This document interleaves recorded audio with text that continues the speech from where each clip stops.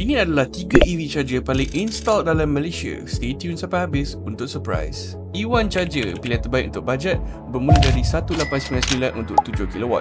Dilengkapi aplikasi untuk remote access, pembaca kad RFID dan skrin LCD 2.8 inci. Warranty 2 tahun. OCPP ada option sebagai tambahan. Kelemahannya tidak boleh sokong sistem solar. BMW Wallbox Gen 3 output charging sehingga 22kW untuk pengecasan lebih cepat. Remote access melalui BMW i dan sokongan solar charging menggunakan OCPP. Load balancing dengan warranty 2 tahun. Harga RM4899 menjadikannya pilihan premium dalam senarai. Teltonika Telto Charge. Desain panel hadapan boleh ditukar dengan 5 pilihan warna menarik. Menyokong OCPP dan sistem solar. Load balancing untuk distribution load rumah yang lebih efisien. Harga lebih mesra daripada BMW Wallbox dengan warranty 3 tahun. E1 Charger akan hadir dengan versi terkini iaitu E2 tak lama lagi dalam katalog EVC4. So, klik link di bawah untuk info lebih lanjut dan pemasangan di Klang Valley.